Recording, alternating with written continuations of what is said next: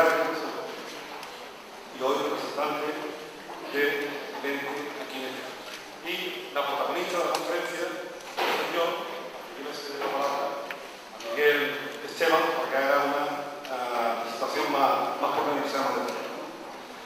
Este ciclo de conferencia, bueno, yo voy a avanzar, hoy iniciamos la primera, la siguiente el 20 de abril, se titulará La reforma laboral, debate, la siguiente el 27 de abril, las particularidades españolas de la crisis global, y la última el 28 de abril, visiones de la crisis alternativa. Tengo que decir que el tema elegido viene pues, evidente, acorde con las titulaciones de nuestra facultad, con las inquietudes de nuestros alumnos y por lo tanto, qué mejor sitio que este para desarrollar. La facultad tiene tradicionalmente una vocación y es sensible a este tipo de organizaciones, de eventos, de inquietudes y creemos que es un foro adecuado para que se reciban los conocimientos, las materias establecidas desde la mesa. Hoy nuestra conferenciante, nuestra invitada, es un personaje, es una personalidad, es una celebridad. Y nosotros tenemos capacidad para traer a este foro a una persona de pantalla, ¿no? Por lo tanto, es justo reconocerlo y también justo por nuestra parte, pues agradecerlo. Bueno, Susan Yo es una activista antiglobalizadora, es voz de muchas organizaciones no gubernamentales, y esto pues puede chocar de frente con otra característica de la sociedad en general, de la juventud en particular, como es la globalización de la indolencia y de la falta de inquietud y objetivo social. Yo espero que este foro no adolezca de esto, porque lo que hoy se trata es que después de una conferencia como esta, de un ciclo como este, seamos mejores, seamos sensibles y nos despierte pues nuestra conciencia y seamos capaces de llevar a cabo mucho más cuestiones emocionales. Yo insisto, creo que es un momento para felicitarnos, un momento para agradecerle a Susan Yo que ofrece aquí, que la invitación, su colaboración. Le cedo la palabra a Miguel Esteban para que haga un detallado de la Bien, muchas gracias, señor decano, señora Susan Yo. Buenas tardes a todos y a todas. Gracias por vuestra asistencia, por vuestra participación en este ciclo de conferencias sobre crisis económica, financiera y el futuro de Europa. Como bien ha dicho el decano de la Facultad de Ciencias Económicas, que organiza la Oficina de Información Europea, que es un organismo dependiente en cuanto a la unidad europea del gobierno provincial. También participa en la organización del Fondo Andaluz de Municipios por la Solidaridad Internacional y también colabora en la Facultad de Ciencias Económicas en todo el ciclo. Por lo tanto, quiero también agradecerle en primer lugar su participación y su colaboración. Coincidiendo con la presidencia europea de turno por parte de España, también coincidiendo en que estamos en el año europeo de lucha contra la pobreza social, hay que decir que en Europa tenemos un 20% de pobreza, 80 millones de pobres, entendiendo pobreza relativa, y tenemos un 10% de tasa de paro, unos 20 millones de desempleados y desempleados en Europa, y también coincidiendo en el contexto histórico que estamos viviendo de crisis económica, de crisis financiera, de crisis social, de crisis climática, de crisis alimentaria, también de crisis de valores, de crisis de principios, tal vez de crisis del sistema de civilización. Pues, y teniendo en cuenta que tanto el mundo como Europa se encuentran en una encrucijada, si continuar con el modelo neoliberal fracasado pero no vencido, o empezar a construir un modelo social, económico y medioambiental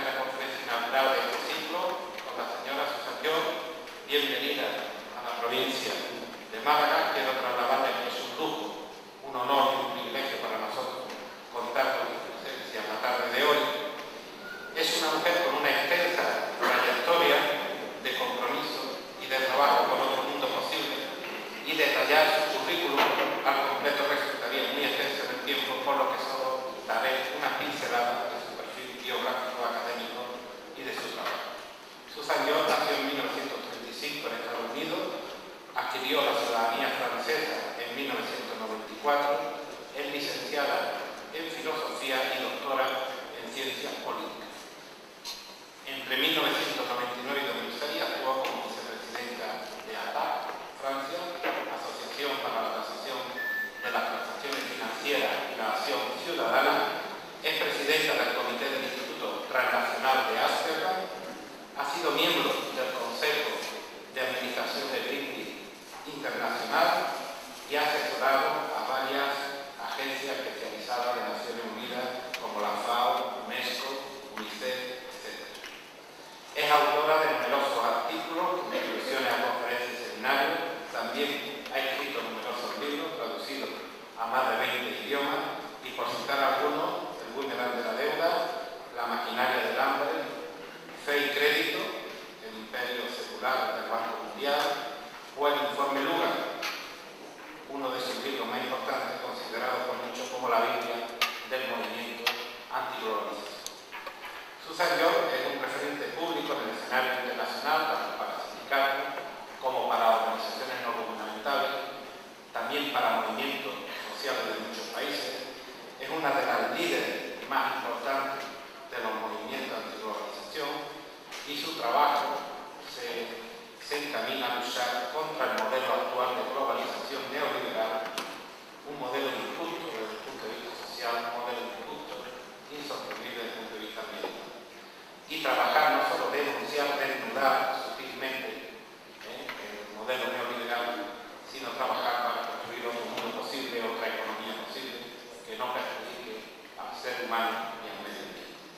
Y cuando a ella se le pregunta qué soluciones hay, responde que primero lo que hay es que resistir, después identificar bien al enemigo común, el neoliberalismo, y continuar generando alianzas con todos los actores que trabajan diariamente en esta construcción de otro mundo y construir la alternativa en base y principios nuevos.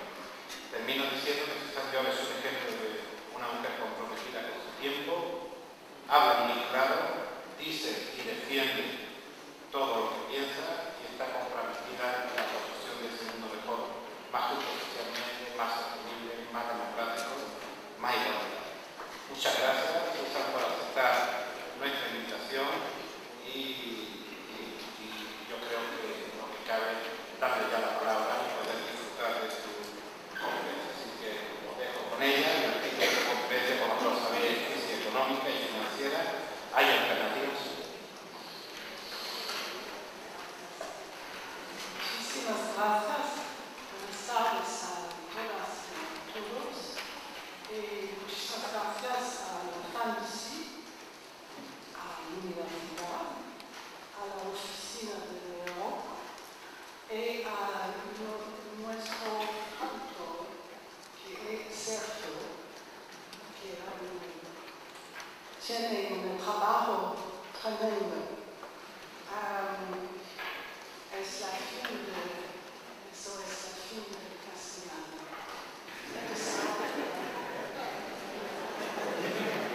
I'm very sorry, I can't speak to you in your own language. And I understand it pretty well. I'm making some progress, but not enough to the lecture. I want to thank you for that generous introduction. And it's wonderful to see so many young people. Let's start with what crisis are we talking about? Miguel pointed out that there are a great many. We can't talk about all of them in 40 or 45 minutes, but I will try to say something about not just the financial and economic crisis, but the crisis of poverty and inequality.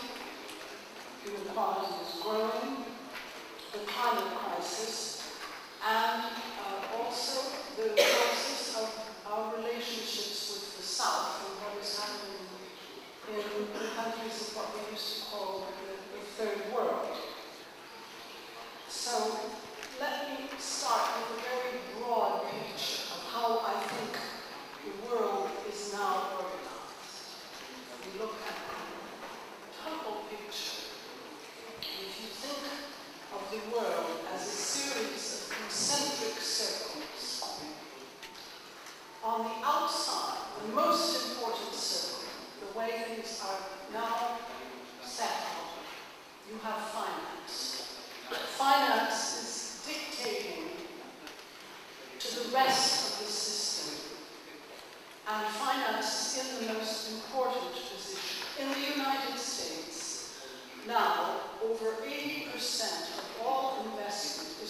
into the financial sector, which means less than 20% is going into the real economy, into real production and distribution and consumption for real people. It used to be in the 50s that only half of investment in the US went into finance. But now the flows are all into making money, rather than going via production. The problems in Spain, I think, are perhaps a little different, but after the circle of finance, you would have the circle of the economy. Then those two together, finance and the economy, are dictating to society how it must be organized, Now, in Spain, in countries of old traditions, there may be more resistance to this than in some other places. But I'm trying to give a very broad brush picture. And finally, the least important circle in the middle, the very end, is the biosphere, is the planet, which usually gets a footnote and a ministry apart, but is not considered as a particularly urgent matter. And I want to argue that unless we can change fundamentally the order of those circles, we are heading for crises which will be even more serious than the one we're going through now. So let me state that as the goal right now. In a future world, which a lot of you are going to be deeply involved in creating through your own work, the planet should be the circle that dictates the rest. Because if you fight with nature, you always lose. Not too many rules, but if you change the climate, you change the temperature too much, the planet will keep on. I'm not interested in saving the planet. I'm interested in saving human beings and all of the other species. And we're not doing a very good job of that right now. The planet will keep going, as it has done for 4.5 billion years. Whether it will do it with us or without us is another question. And already the biodiversity that is being destroyed is about 1,000 times the normal background rate of species extinction.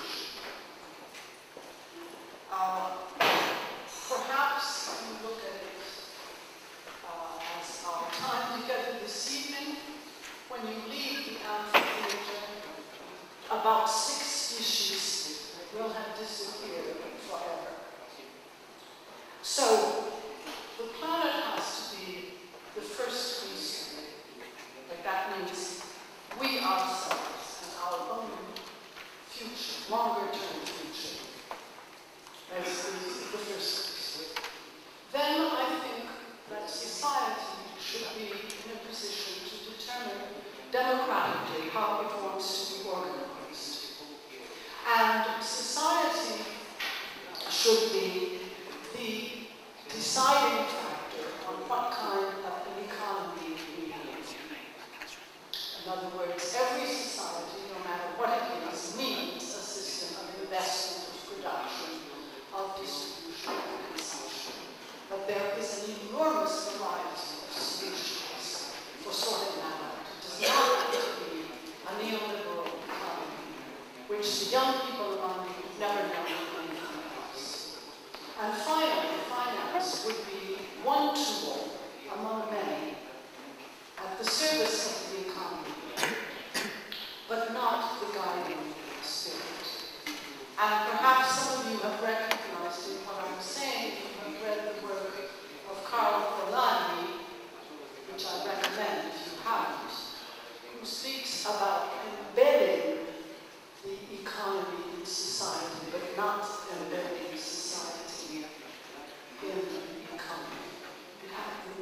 is very important.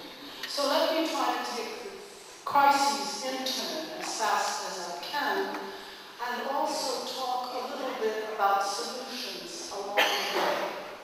How I see what we might do to make a better future for Europe. Now, the financial crisis in Spain is rather different from what has happened elsewhere, because you don't have so many big banks, because of the system of the cajas. You don't have the same number of huge banks that grew too big to fail, and which had to be bailed out when, particularly after Lehman Brothers collapsed on September 15th, 2008. But we've been in this crisis now for about a year and a half, and the efforts to change and to emerge from the crisis, I think, have been inadequate and in many cases completely wrong. Now, why is Spain a little different? Aside from the fact that you have fewer large banks that had to be saved with public money, meaning our money. By the way, there are two experts from the Bank of England who say that the total amount that has been spent on saving the banks throughout the world, they estimate at $14 trillion. That is 14 with 12 zeros after it. Numbers are always very hard to translate from one culture to another. This is 14 with 12 zeros. So that is a lot of taxpayer money. And you have certainly been reading, you're all in the faculty, or many of you at least are in the faculty of economics, you can certainly follow the crisis in Greece. And many have been saying, well, Spain and Portugal will be next. But the Spanish system is not at all the same thing. The European Union is worried about two things. Basically, the public deficit with the Pact of Stability shouldn't be more than 3–4% maximum. That's one of the worries. And the other, that's the Commission that worries about that. And the European Central Bank deals with only one thing, has one goal in its mandate, and that is price stability. In other words, don't allow any inflation. But that's not Spain's problem. Spanish debt was accumulated for private reasons. It's not government debt. You don't have a serious problem with government debt. But there is a serious problem with private debt because many people borrowed in order to buy houses, buildings, flats. And then, let's take a simple example, too much, but say someone borrows €1 million to buy a building. But today, that building is only worth €750, €800,000. But the payments are still the same as when it was worth $1 million. It was the same problem in the United States, the same problem in Ireland, and in various other places. So, many consumers, many people who borrowed heavily, are paying back, but are paying back on something which has dropped in value. And they are feeling very, very poor. And they're not spending on other commercial or consumer goods. And therefore, this bubble, which occurred in Spain in the building area, in the real estate area, could go on until it burst because the European Commission and the European Central Bank weren't worrying at all about that. Nobody said, hey, Spain, you better stop this. You better put the brakes on while you still can. No. So Europe is not good at solving that kind of crisis. And I don't think it's very good at solving the Greek crisis.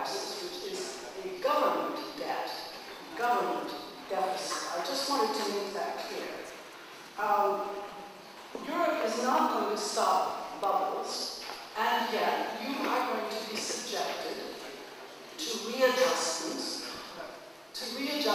Why? Because when there isn't much money going into the economy, into consumer goods, that translates, I'm talking economics 101 here, and I'm not even an economist myself, but that means unemployment, doesn't it? It means failing companies, and it means, therefore, people being sacked, and it means 20% unemployment in Andalusia. This is, unfortunately, part of the consequence. And what happens then when Europe says, well, we have to emerge from this? Well, Europe doesn't have the means to do that. Day before yesterday, a kind of solution was found. We'll see if it works for Greece. But what we have suddenly is a Europe of 27 countries with no solidarity. Because Germany is saying, but we have been very virtuous, we have reduced wages of our workers, we have been applying austerity measures for 10 years, you've been having a big party, but we've been very, very virtuous, and now we're not going to pay for anybody else. But this is, in a sense, crazy, because what Germany wanted until 2 days ago was that Greece, to punish Greece, the Greeks would have to borrow on the market at over 7% interest. Now, why is that crazy? Because if the Greeks have to spend everything on interest payments, they will never have any money to buy German goods. And if everybody has to borrow on the markets rather than at a lower rate, then no one will have the means to buy German goods. Now, what can be done about this? Let me tell you what apparently is really going on. Don't believe me. Believe Mr. Hans Tietmeyer, who was the governor of the Bundesbank, and he retired in 1999. And you know that the European Central Bank is patterned, it is modeled on the Bundesbank. And this is what Mr. Tietmeyer said just before he retired. He said, people, ordinary people, the man in the street, has not yet understood what's going on. This is just when they decided on the euro. He said, the man in the street doesn't know that he's not conscious of what's going on. Competition between systems of social protection will be stronger, will be more severe. And not just competition with countries outside Europe, but also inside Europe. We've got to have competition between tax systems, just as we must between social protections, national social protection systems. There will be no turning back from this. This is definitive. So don't believe me, believe Mr. Tietmeyer, who knows very well that part of the euro and part of the construction of Europe was about forcing down social protection for ordinary people in all the member countries.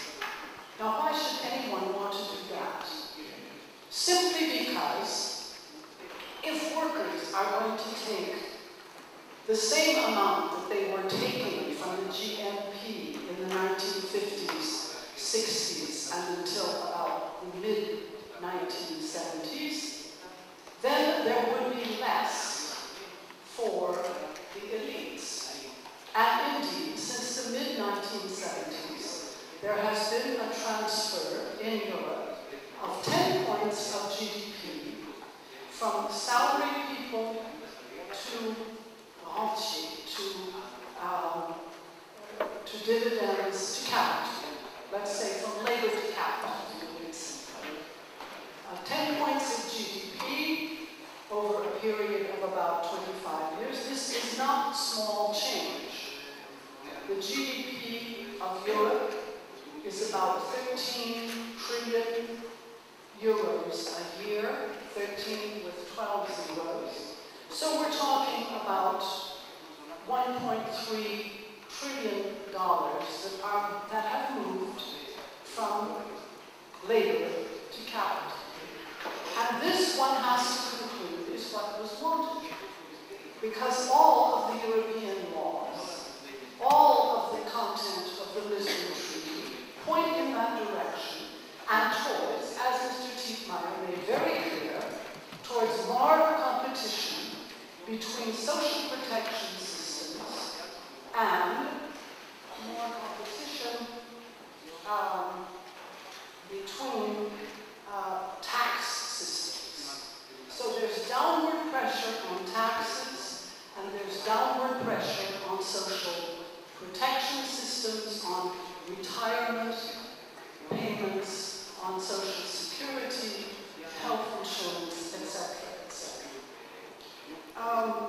Now, if Germany says that everyone should be as virtuous as we are, all European countries should be virtuous and should be able to export, but then who's going to buy all those exports? While meanwhile there is downward pressure on wages and on social systems. This is not logical. I think perhaps some of the economists here may want to debate the question of whether we don't need a trading currency in Europe. Something like the Bancor, which Keynes invented in the early 1940s, and which was a system for world trading which was not adopted, but which I think would have been very successful because it would have taxed both surpluses and deficits. So you would not have in the world trading system huge surpluses in China, for instance, and huge deficits in the United States, because the trading system would have been forced into equilibrium so that no one could go too far beyond, no country could go too far beyond the band of the Bancor that would have been fixed. It's a question for debate. I'm not saying that that's what we should do. We could have a euro only for trading.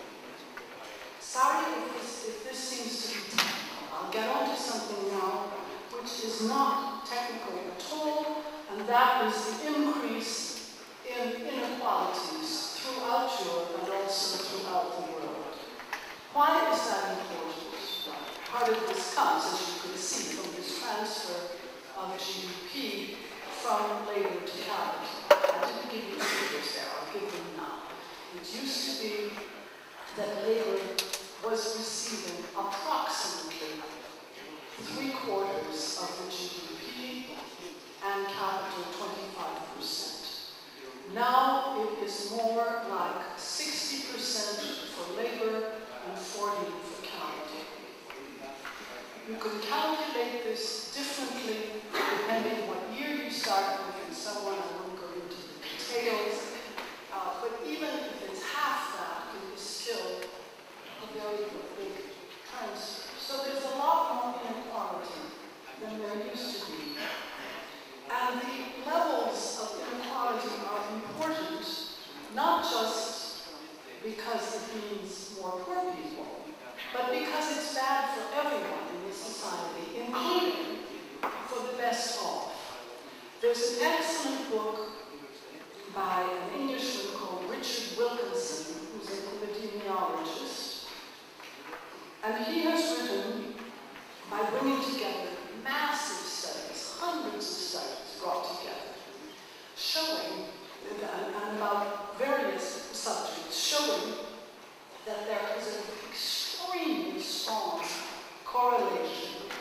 between inequalities and bad social outcomes. And I'll just read quickly some of these social outcomes. A more unequal society will have more mental illness and more physical illness, more alcoholism and drug use, higher infant mortality, lower life expectancies, higher rates of obesity, a decline in the levels of schooling, so that children at an age X are not doing as well as they were doing when the society was more equal. But some very good schools, of course, with the general level of schooling will go down. More teenage pregnancies and births. Homicides, higher rates of homicide. Higher rates of prison population. And in a general way, the social distance between groups leads to a lack of social trust. So that if a statement is given to you, for example, if I say, most people can be trusted, and I ask if you agree or disagree that most people can be trusted, you'll have a higher percentage of people saying, no, they can't, most people can't be trusted. The more unequal the society is, the more likely people are going to answer, no, most people cannot be trusted.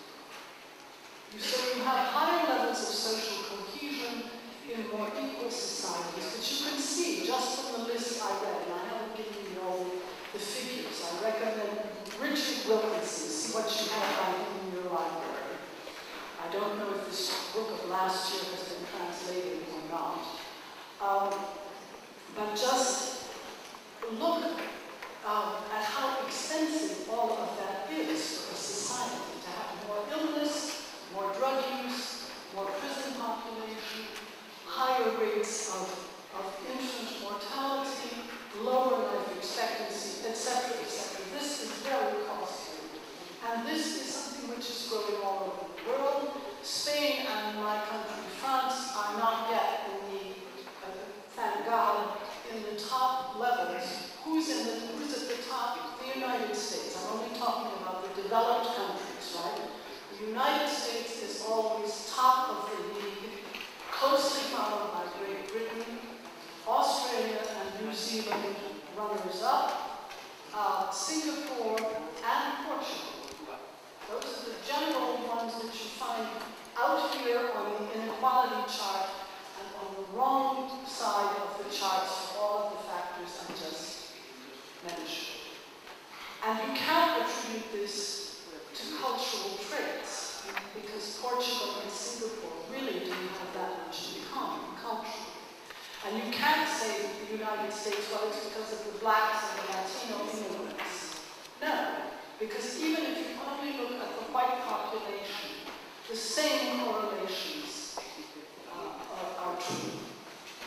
So that is another one of the crises, and it comes exactly from the same place as the financial and economic crisis. It comes from neoliberal doctrine, which for 30 years has been privatizing, deregulating, and allowing the banks and the financial institutions to go forward, to go exactly where they want.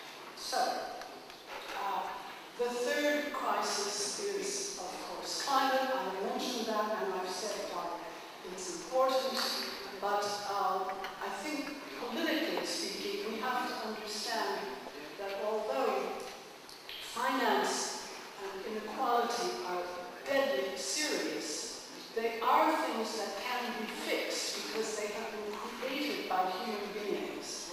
And you can go back with an enormous political effort and fix what has been done wrong. But once the climate goes off the chart, you can't say, oh dear, I was wrong. We should go back and fix that. No, it's too late. Once it's too late, it's too late. And this is what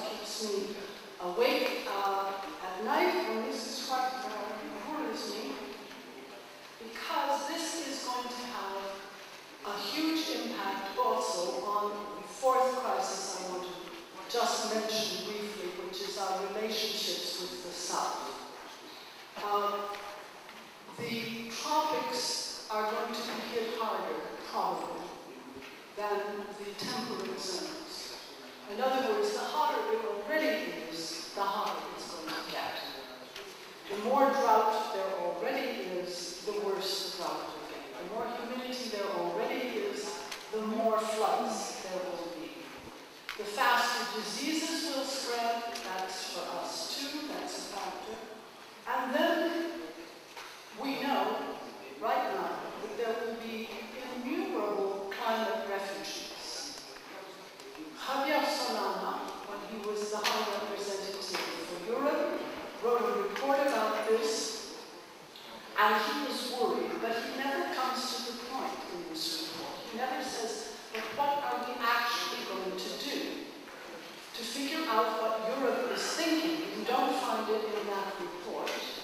You have to look at the budget of the Frontex agency. Frontex is the agency of Europe that deals with the borders. And my question is, and perhaps the representative of the European Office would like to comment on this, are we simply going to line up the troops at the border when these climate refugees start trying to come in? Because it will be much bigger flood than so far. And if there are 3,000 people arriving in the Islas Canarias now, it will be 30,000 when this really begins. And the budget of Frontex has been multiplied by 6 in the last few years. Minor ones of other ministers, finance ministers in particular. There will be another one in Canada in June, and all the signs show that they are not taking this crisis seriously. They are tinkering around the edges, but they are rejecting the real solutions that people from many associations and organizations are proposing, and all of which are technically feasible.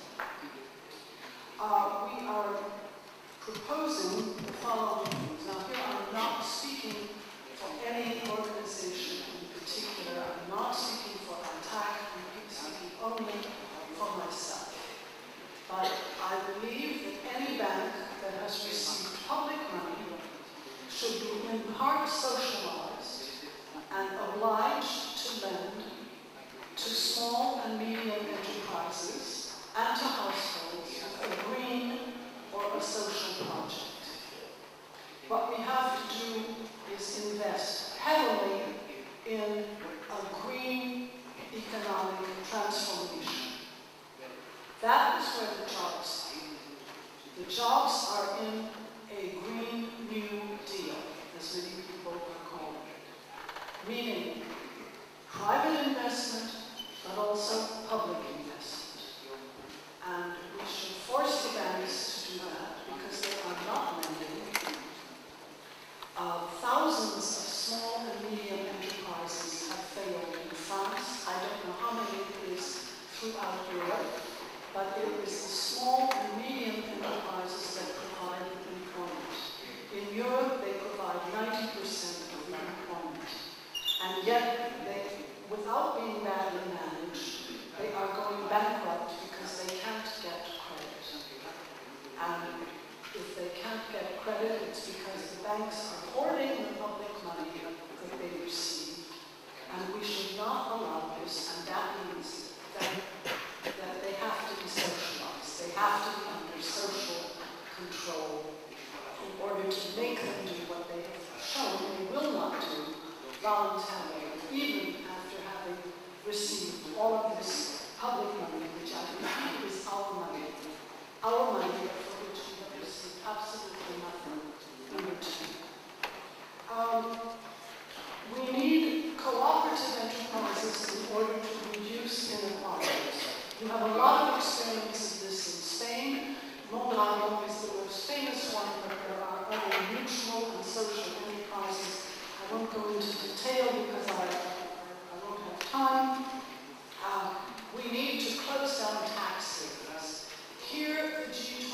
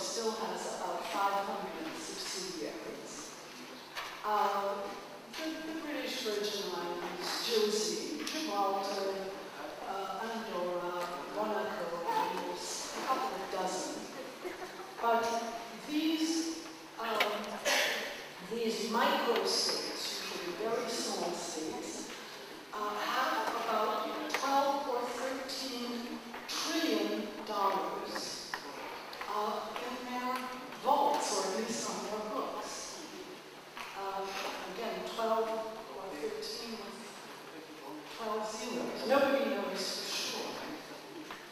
But we should be able to get that under control. But that won't happen unless the G20 really comes down hard on this issue. And they have shown they don't want to have to borrow as a government. And to use the money borrowed, not for current expenses, one hopes not for current expenses, but for large projects that no European state can do by itself, not even Germany. So we need to borrow, issue bonds, which would be snapped up because Europe is considered a solvent entity. Investors would want these bonds, and we should use them to do European-wide ecological projects. We should use them to make, for instance, why not take the sun from southern Spain and Portugal and put that on the grid up to Poland or Estonia? Why not? Because we don't have a European-wide plan. Nobody is thinking about this for the future. So green European bonds. We need also a much bigger budget. The Euro budget is ridiculous. It's kept down to 1.27, I think you could correct me, of European GDP. Even the United States, which is not an especially social country, spends 20% on social issues alone of the federal budget. That's not the state budget. We have no means to do any of that. And then we need taxes. We need taxes above all on financial transactions. And this is something that ATTAC has been pushing for 12 years. Now it is getting serious consideration. But Dominique Strauss-Kahn said a few days ago, so long as I am head of the IMF, there will be no taxes on financial transactions. And they are saying it would reduce liquidity in the markets. Well, of course, that's what it's supposed to do, partly. Stop part of the speculation. Now, how much would this raise? Well, it depends. It depends whether you want to tax at 1 per 1,000, or 1 per 10,000, or 1 per 5,000. It depends if you can do it worldwide or only in Europe.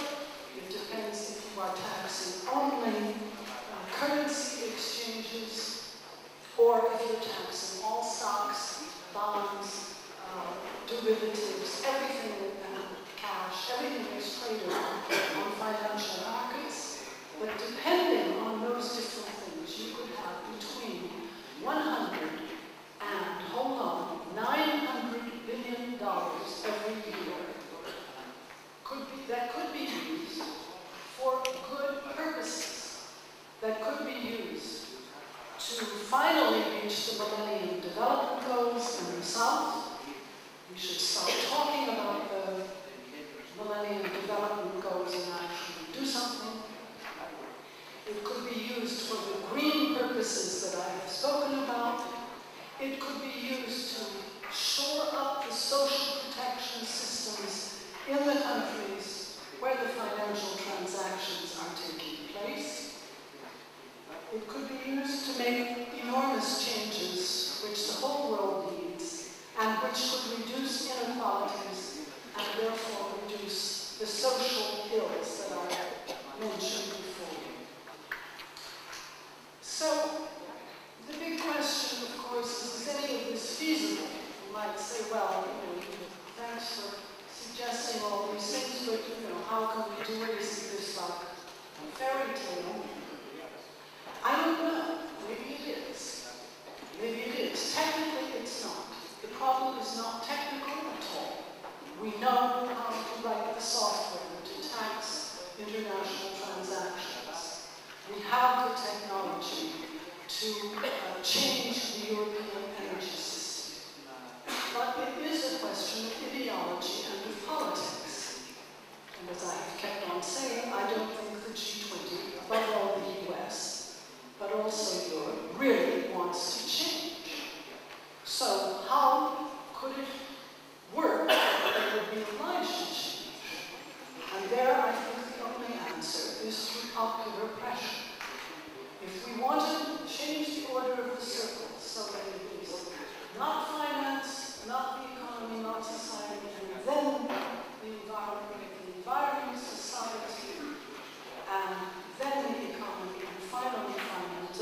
is if we want to put people and the environment ahead of financial profit, then that is going to take an enormous amount of political energy and alliance building.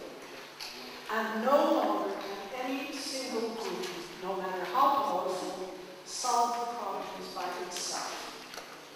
The trade unions can't solve the problems of labor by itself. I've mentioned some of the competition between social systems, retirement, and so on. They can't solve that by themselves. The ecologists, Greenpeace, Friends of the Earth, and all the sympathizers can't solve the problems of the environment by themselves. Farmers can't solve the agricultural problems, and so on. That means that we have to get into the habit of talking to people that we may not know that well. And this is happening. It's happening through the social phone process. It's happening through some concrete struggles in many, many countries. But the first thing with students, I don't think you can change what's wrong with the universities by yourselves either. So that means that we have to have strong alliances and coalition building and become used to talking to each other.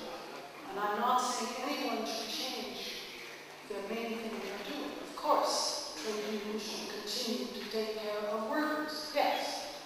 Ecologists of the environment and so on. But simply that sometimes there are moments when all of our forces are needed to make sure that our governments understand what it is we want and what we are talking about. Because, alas, democracy pretty much stops at the level of the nation state. Europe is not nearly as democratic as it ought to be. There have been some very small improvements. But Europe is not organized in a democratic way so that we can put direct pressure on the Commission, on the European Central Bank, on any of the other institutions. So, that's a big program, friends. More citizen participation, more effort, and sometimes you can't do as much at one age as you can at another, but everyone can do something. Everyone can contribute in some way.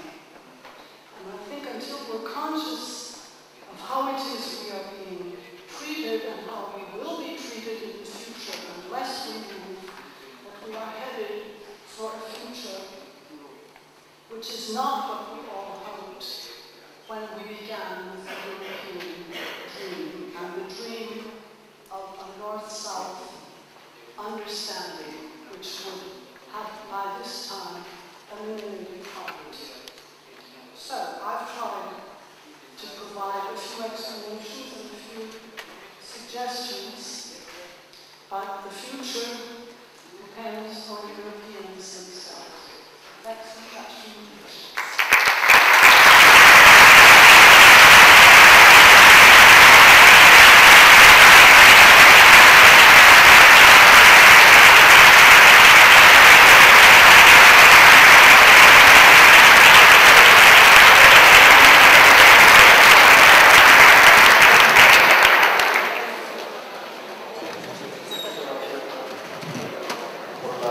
Por la exposición, y a continuación viene un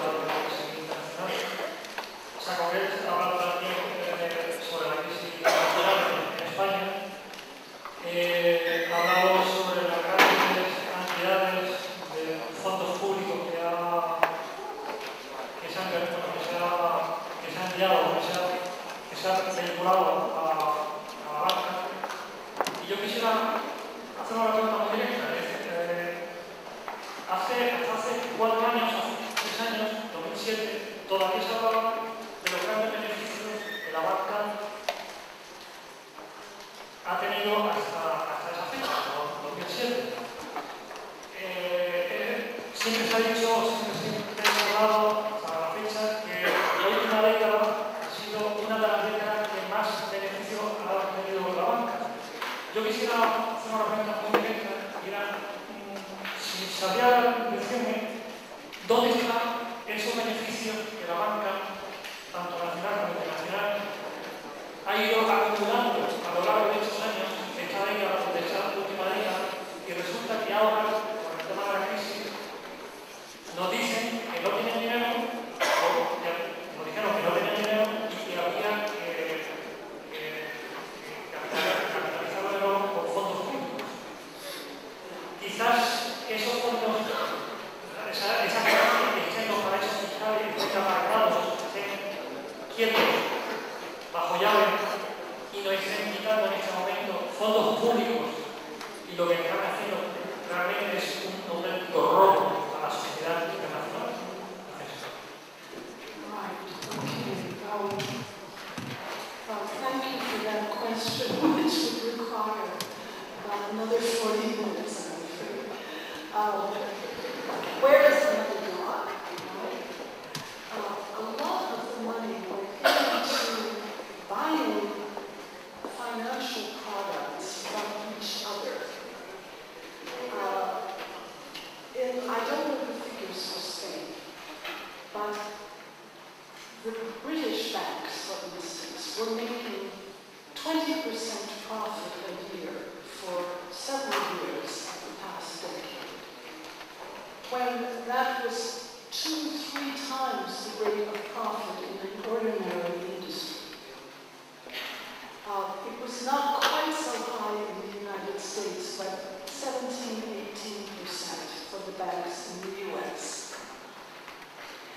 Now, the banks in the United States spent $5 billion over the last 2 years getting rid of all the regulations, particularly the one very important one that was introduced by Franklin Roosevelt in 1933. One of the first things he did was to get Congress to pass an act which separated commercial banks from investment banks.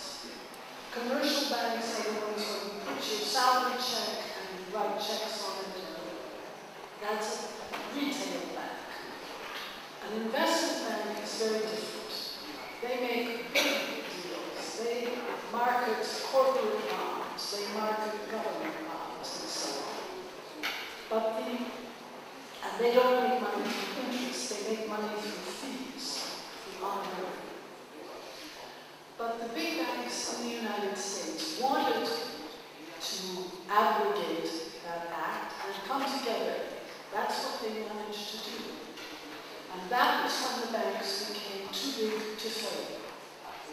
And that was when they began also to borrow very heavily from each other.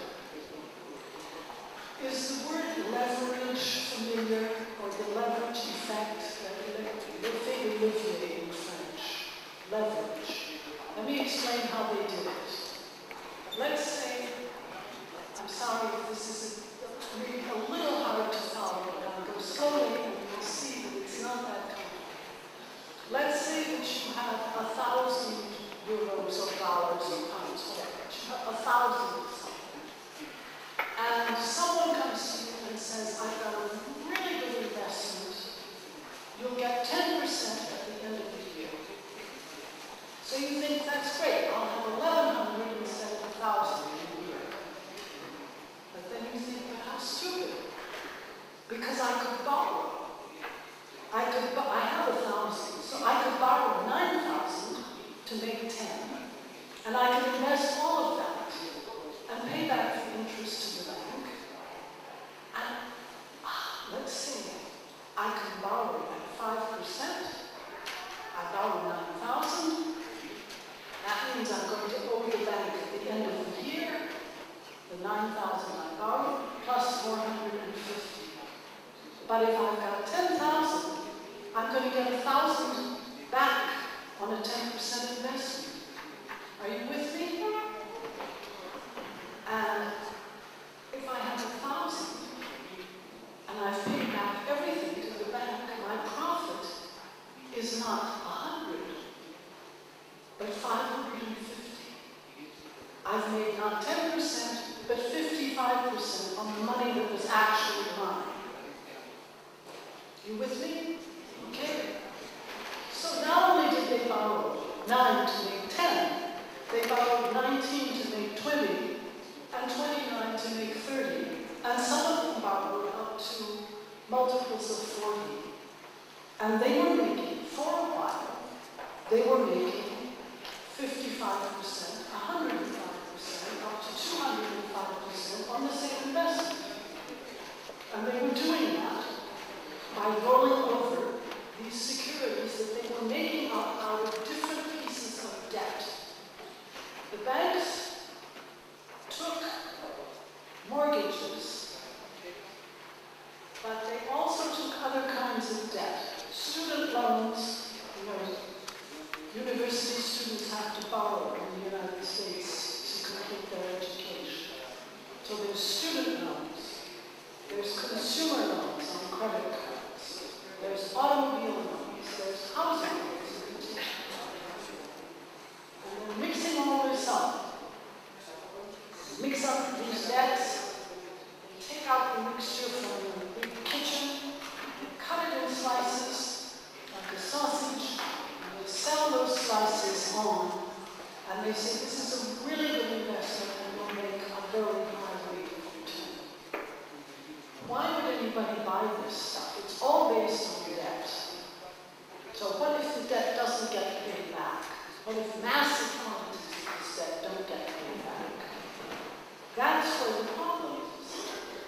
All works well so long as the market is going up, and particularly so long as the housing market is going up.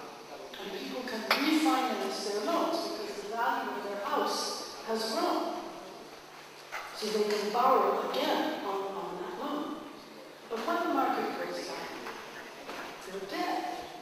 Because if I borrow, let's say, 9 to make 10, so I can invest it and get 550 at the end of the year, I could lose everything I had if the market goes down. I could not have, I would lose even my original 1,000. So, this went on massively. And when the market started to go down, because a lot of people, a huge proportion of people, could not pay back their housing loans, that's what's called the subprime crisis. Because the banks themselves, but also specialized agencies, have been making huge loans, millions of loans, to low-income buyers. People wanted to be able to buy their house. And they were not told that they would have to pay, at the beginning, they'd have low interest payments, but year 3, it would double or triple.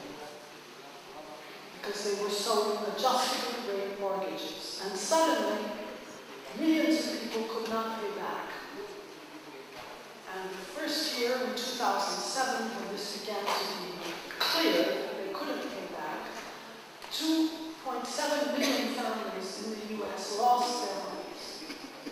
It's called foreclosure. They were repossessed by the banks. In 2008, it was up 3 million, and even last year, it was still 3-point-something million families just thrown out on the street. But the bank said to itself, I can't lose, because let's say they can't pay back their loan. Buy a house. So they called these the ninja loans. They called them the ninja loans, like the Ninja Turtles. And that meant they were lending to people with no income.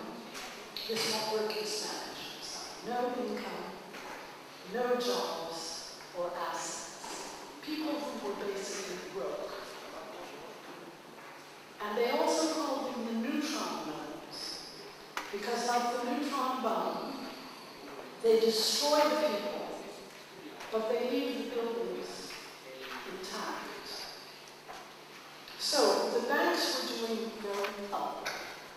They were, but the reason that the crisis came was because once people began to default, none of the banks would lend to each other. And that's the blood of the system. It's like the heart. The interbank market. If they stop lending to each other, the whole system freezes. But they did stop lending to each other because nobody knew what the other guy had in his vaults. Nobody knew if Citibank had actually good financial products or rotten ones. So I'm not going to lend to you and you're not going to lend to him until we know. And they still don't know. So they stopped lending altogether. That was the credit crunch. And now they have, because of all the fresh cash that they have received, they have started lending a little bit. But they're not lending the way they were before because they've been burned. Now, I'm not sure that I have answered your question. Where are the profits of the banks? They have, some of them are in tax havens, yes, but they have been allowed to go right back to doing what they were doing before. And they are not obliged, they haven't put the rules back that used to govern the banking sector. So they still can hide part of what they are doing. And part of their profits are being made every day. Goldman Sachs last year had 100 days of business. No, 131 days of business where it made $100 million or more in a day. Now, the worst product I have heard of, they have a new idea. This they didn't do before. This is a new idea. They are buying up insurance policies of old and very ill people. So they take a certain number of insurance, they buy them at a deep discount. Let's say $1 million policy, they can buy it at $400,000, for instance. So they take some of cancer patients and some Alzheimer's and some heart disease and some diabetes, mix them all together. And they sell these like the sausages of the subprime, and they sell them on to others, and they say, but these people are going to die really quickly. So you'll get $1 million, you don't have to keep paying the premium to the insurance company, you'll get $1 million. See how it works? It's completely macabre. But it's better if you die quickly, because then they don't have to keep paying on that insurance policy to the insurance company. So that's what they do with their profits. The problem is, again, I'm not an economist, but I think the real problem is that we have totally detached the financial system from the real economy. I saw this auditorium, it's called the Karl Marx Auditorium. I really collapsed when I saw that. You know the famous passage in Marx where he says, the famous passage where you go from investment to production to sales to profits to reinvestment to commodity production to sales, etc. It goes like this. It's the money to commodities to money graph. Now you don't have to do that. You go from money to money to money to money. You never have to go to your production. And that's the system that they have invented.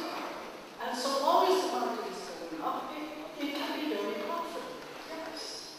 And when it isn't going up, and when it collapses, then you can count on the state. That's what being too big to fail means. But not too big to fail. Unfortunately, it doesn't run certainly in this marriage. Too big to fail, but not too big to fail. Is that the next? I'm sorry. Part of it's very technical. This will be in a book which will be out in Spain in about 3 weeks. urticaria and interferon. And I think if we can't help me something, crisis suyos, soluciones nuestras, something like that. And there's a whole chapter on finance, there's another whole chapter on poverty and inequality. I'm sorry, this was a very long answer. We have little time. Otra pregunta por ahí. ¿te parece cerramos, digo por cerrar tu introducción, tú lo tienes, tú lo tienes? ¿Alguien más?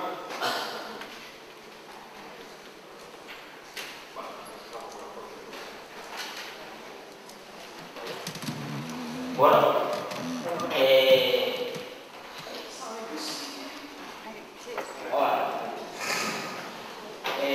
yo recomiendo un documental que se llama, bueno, son tres documentales que se llaman Las corporaciones, en las que analizan psicológicamente a una multinacional como si fuera una persona y llegan a la conclusión de que una multinacional, si fuera una persona, se está comportando como un psicópata. O sea, que sea un psicópata, no somos alguien que me da igual todo y todo para mí y que le den por culo a los demás sabroso. Claro, el sistema, la globalización, está en manos de una pirámide de poder psicopática que para ascender puestos tiene que ir siendo cada vez más psicópatas. Estos psicópatas son los que realmente controlan el mercado, el capitalismo, la globalización, que es el último nombre del capitalismo y del sistema de mercado. Luego están los políticos que son una especie de títeres en manos de estos psicópatas. Por lo tanto, recordando una cosa que decías en uno de tus libros, el informe Lugano, en la que decías que algo así como que el sistema capitalista se basa en unos parámetros de crecimiento infinito, pero la biosfera no. Y la biosfera contiene al sistema capitalista, por lo tanto, la globalización, el sistema capitalista, el sistema de mercado, no cabe en la biosfera. Entonces, la pregunta sería, ¿por qué no nos dejamos de liar con estos planteamientos psicópatas económicos de dinero y empezamos a pensar en otro sistema? ¿Hay alguna otra idea? ¿Algo que no sea trabajar, ganar dinero y comprar cosas? ¿No hay otro juego posible? ¿Tenemos que jugar a este juego psicópata defendido por políticos mentirosos? ¿Hay alguna otra opción? Planteo así, lanzo una posible hipótesis. Economía de felicidad. ¿Por qué no hablamos de economía de felicidad en vez de dinero? Porque mientras hablemos de economía de dinero, ganarán los psicópatas de dinero con los políticos mentirosos por medio. No sé, ¿hay alguna otra opción?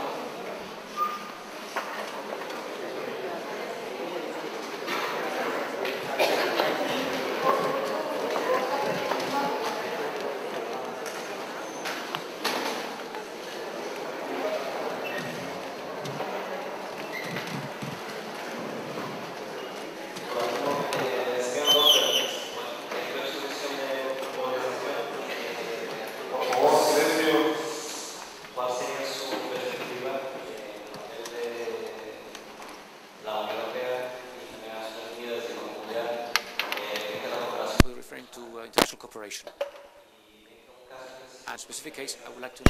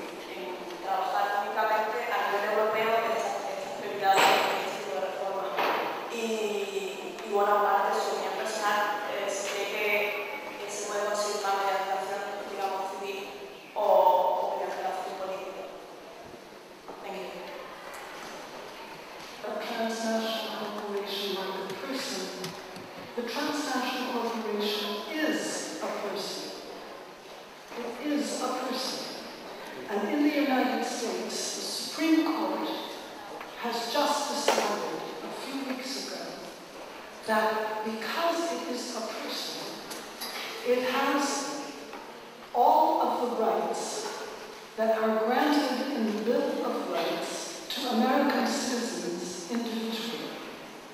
And therefore it has a right to its own opinions. And it can pay to disseminate those opinions, which means that there can now legally be unlimited lobbying by transnational corporations. Another example, pension funds bought some of these toxic securities, the slices of rotten sausage. And they are now suing the ratings agencies. I didn't mention that, but one of the reasons people bought these things was because there are private ratings agencies which give a security a AAA, for instance. They say this is really sure. This is a really good investment. It's AAA. And they gave them out like cookies, like Christmas chocolates, because they were paid by the people, by the companies, the banks they were rating. And so they were saying AAA, and the pension funds are saying, what do you mean AAA? We lost $1 billion for our workers, our retired workers. And the California public employees, for instance, they're suing them. And everybody is watching this very closely, because so far there have been, every trial has said that the ratings agencies were expressing opinions. And therefore, if they gave an AAA to these rotten securities, it was only an opinion. So too bad if they lost $1 billion for the public employees in California. That was just an opinion, and they're protected by the Bill of Rights. So I thought you would like to know that a transnational company is a person that is also psychopathic. And this reminds me, what she said also reminds me of a quotation I really like